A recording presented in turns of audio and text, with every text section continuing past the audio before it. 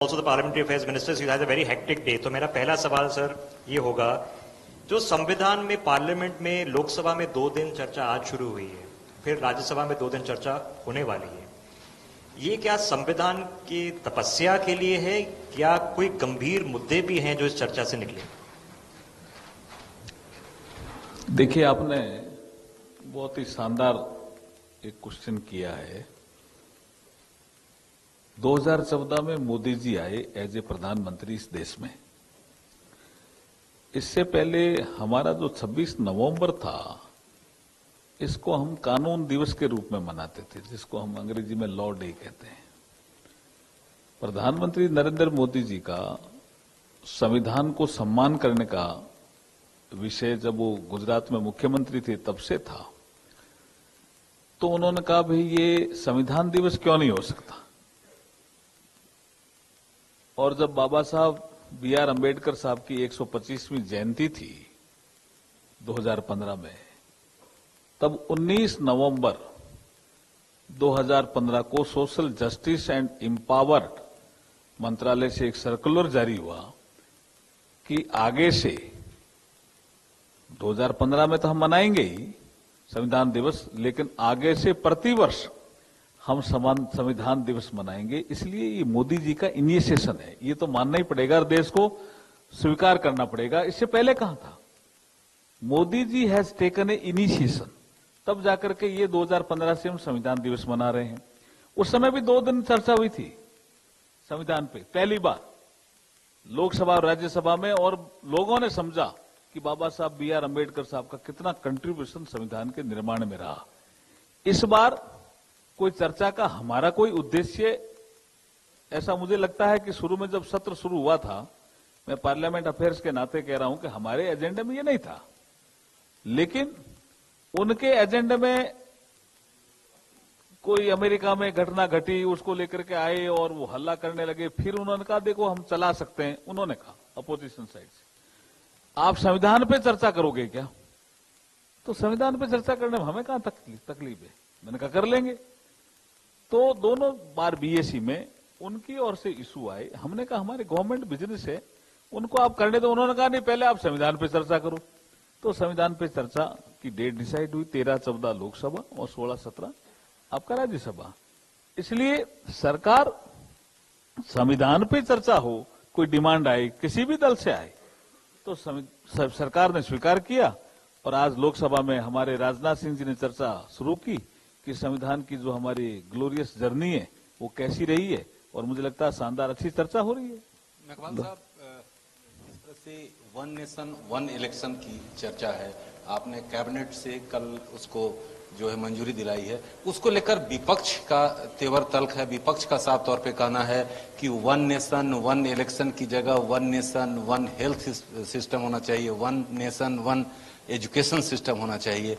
क्या इसको लेकर क्या कहेंगे? देखिए, वो हम अलग से आपको ब्रीफ करेंगे, लेकिन मुझे आपके माध्यम से उनको कहना है, क्या 1952 का चुनाव लोकसभा और विधानसभा साथ साथ नहीं हुए थे? 1957 का चुनाव साथ साथ नहीं हुआ था? 62 का चुनाव साथ साथ नहीं हुआ था? 67 का चुनाव साथ साथ नहीं हुआ था? आपने 71 में मध्यावधि चुनाव करवाया, और उसके बाद 356 का जो आर्टिकल है राज्य सरकारों को गिराने का, उसका मैक्सिमम दुरुपयोग किया। इसलिए काल चक्र टूट गया और मॉडल कोड ऑफ कंडक्ट लग जाता है, डेवलपमेंट में भी दिक्कत आती है, गवर्नेंस भी बिगड़ता है। इसके लिए प्रधानमंत्री नरेंद्र मोदी जी ने 2019 में सभी दलों की एक बैठक बुलाई थी। आपको जानकारी के लिए बता देता हूं, सभी दलों के, और उसमें दल के कोई फ्लोर लीडर नहीं थे, जो दल के उनके अध्यक्ष थे, राष्ट्रीय अध्यक्ष, वो सब थे। उसमें कांग्रेस को छोड़ करके सारे आए थे। सबने स्वीकार किया कि ये अच्छा सुझाव है। उसके बाद जो फॉर्मर प्रेसिडेंट ऑफ इंडिया है रामनाथ कोविंद जी की अध्यक्षता में कमेटी बनी। उस कमेटी ने सबको सुना, भी आप बताओ क्या इसमें खराबी है। और कई देशों में हो रहा है, इंडोनेशिया में हो रहा है, यूनाइटेड स्टेट में हो रहा है, कई देशों में हो रहा है। और इसमें गड़बड़ कहां है? लॉ एंड ऑर्डर आपका, जब पुलिस की जरूरत होती है लॉ एंड ऑर्डर में, चुनाव होता है तो वहां लग जाता है। तो ये तो एक बहुत अच्छा मुझे लगता है इलेक्शन रिफॉर्म का एक स्टेप है। इसको विपक्षी दलों का सहयोग करना चाहिए, इसका विरोध नहीं करना चाहिए, मैं ऐसा मानता हूं। लेकिन मेघवाल साहब, जहां तक राज्यसभा में बात की जाए 163 जरूरत पड़ेगा 2/3 बहुमत के लिए। वहीं जो है लोकसभा की बात किया जाए 362 आपको मतों की जरूरत पड़ेगा।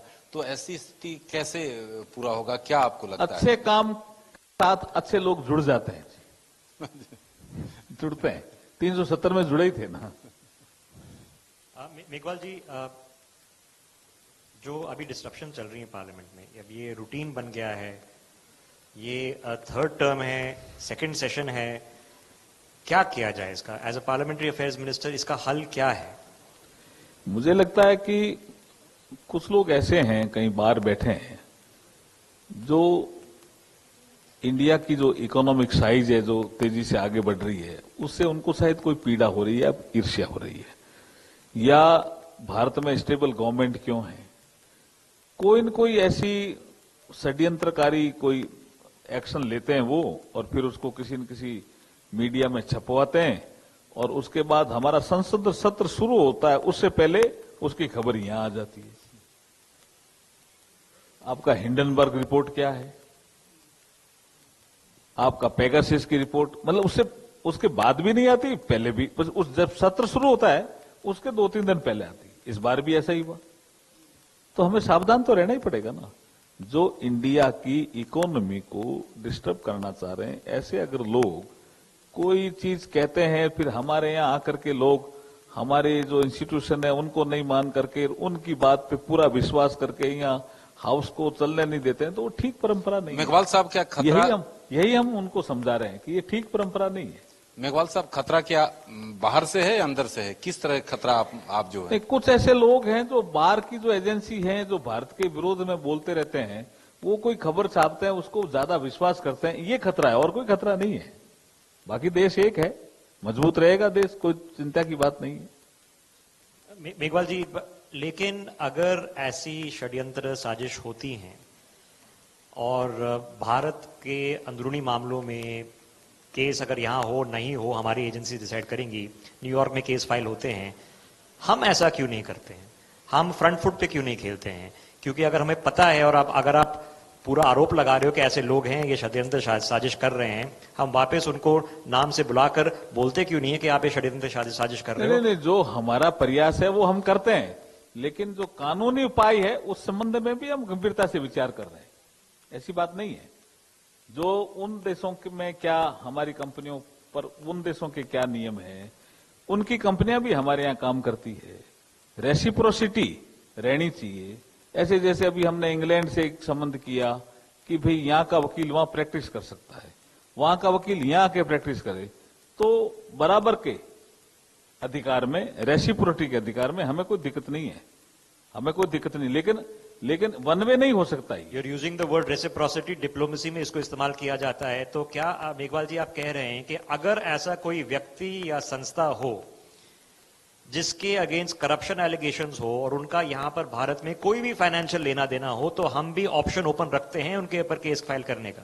देखिए, मैंने कहा ना, जो हमारे लॉज हैं बने हुए, पहले तो हम उसके तहत ही काम करेंगे, फिर अगर हमें लगता है कि कुछ सुधार की जरूरत है तो उस दिशा में भी आगे कदम बढ़ाएंगे। मेघवाल साहब, राज्यसभा के सभापति के खिलाफ जिस तरह से विपक्ष ने नो कॉन्फिडेंस मोशन जो सिग्नेचर हस्ताक्षर दिया है, क्या आप मानते हैं कि विपक्ष का साफ तौर पे कहना है कि जो सभापति हैं वो विपक्ष की बात नहीं सुनते, सत्ता पक्ष के पक्ष में काम करते हैं? इस तरह की बात कहना क्या आप मानते हैं? देखिए, राज्यसभा के सभापति, चेयरमैन राज्यसभा, उनके खिलाफ भारतीय संसदीय इतिहास में पहली बार ऐसा एक no confidence motion article 67B के तहत विपक्ष लेके आया है।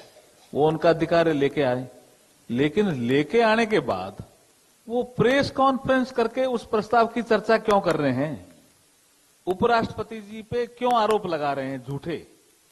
अगर जब वो चर्चा में आएगा तब चर्चा करनी चाहिए ना, हाउस के अंदर है वो, तो that is a property of the house.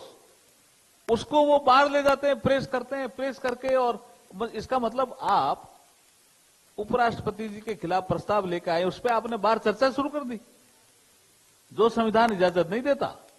आज हमारे राज्यसभा में हमारी तरफ से बहुत लोग बोल रहे हैं कि भाई ये इजाजत नहीं देता कि आप उपराष्ट्रपति जी का सारे दोष ढूंढने लग जाओ, अपने ट्विटर हैंडल पे उसको डालो, ये आपको शोभा भी नहीं देता और संविधान इजाजत भी नहीं देता।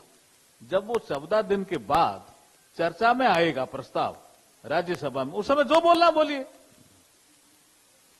इसका मतलब विपक्ष जो उपराष्ट्रपति जी का as a chairman Rajya Sabha by virtue of the post उनका सम्मान नहीं करना चाहता, उनका अपमान करने की सोच रखी उसने, तो ठीक दिशा में नहीं है। मेघवाल जी, समय हमारे पास कम है तो, लेकिन दो छोटे सवाल और हैं। सबसे पहले सेंसस अब अनाउंस किया गया अगले साल के लिए, क्या इसके बाद डीलिमिटेशन एक्सरसाइज भी होगी, क्योंकि 33% reservation of women in parliament भी आने वाला है 2 साल में? जो नारी शक्ति वंदन अधिनियम तो पास हो गया पार्लियामेंट से, जिसमें 33% रिजर्वेशन लोकसभा और राज्यों की विधानसभाओं में रहेगा।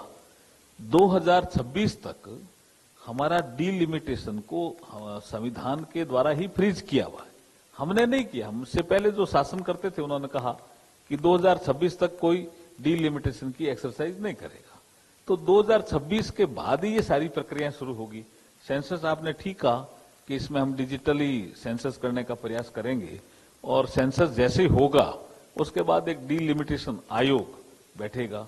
वो डीलिमिटेशन आयोग 2026 के बाद, क्यों 26 तक तो फ्रीज किया हुआ है एज पर कॉन्स्टिट्यूशन, तो 26 के बाद जब वो डीलिमिटेशन आयोग कौन सी सीट महिलाओं के लिए रिजर्व होनी चाहिए, कौन सी सीट अभी जो एससी की है क्या वो एससी की रहे या जनरल हो जाए, कौन सी सीट एससी की है वो एसटी की करनी है, या कौन जगह एसटी की पॉपुलेशन बढ़ गई जहां जनरल सीट है उसको एसटी की करनी है, ये सारी एक्सरसाइज वो डीलिमिटेशन आयोग करेगा। निश्चित रूप से ये कार्रवाई होगी, और अगला जो चुनाव आएगा तब जो नारी शक्ति वंदन अधिनियम है वो लागू होगा, और महिलाओं को 33% लोकसभा में और विधानसभा में रिजर्वेशन मिलेगा।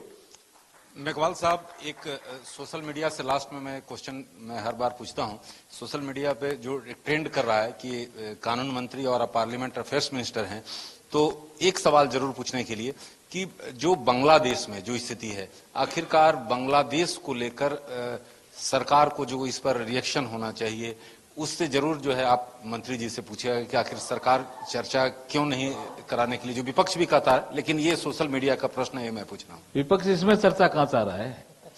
विपक्ष तो किसी और पे चर्चा चाह रहा है, विपक्ष तो इसमें आलोचना ही नहीं कर रहे हैं।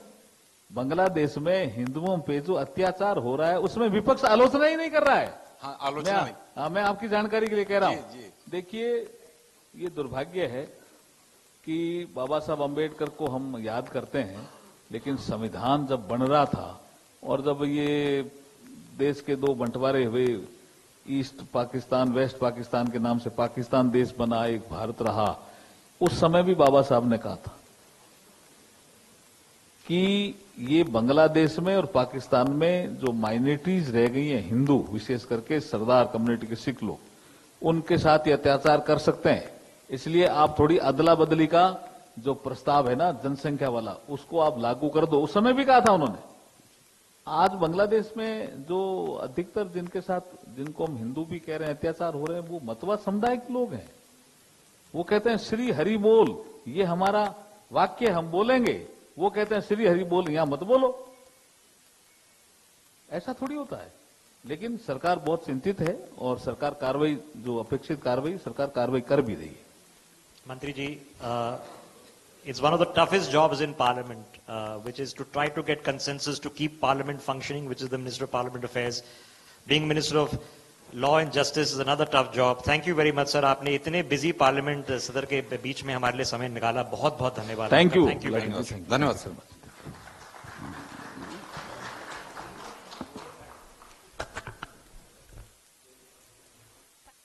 Arjuna Meghwal ji for joining us at the third Law and Constitution Dialogue. I now request Shri Kartikeya Sharma to also please present the vote of thanks.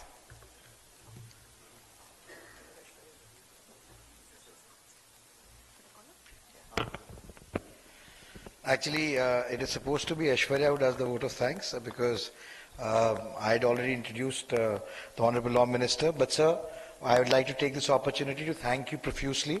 You have really been... So I'll hand it over to Aishwarya. This is the right person. I would like to take this opportunity to thank Honourable Law Minister and Minister for Parliamentary Affairs for gracing this occasion as we celebrate the 75th year of the adoption of the Constitution of India. It has given us a great opportunity to discuss crucial issues that are central for our great country, and the Honourable Minister has been kind enough to take our questions and be there to support this occasion and support Legally Speaking, NewsX and ITV Network. Thank you, sir.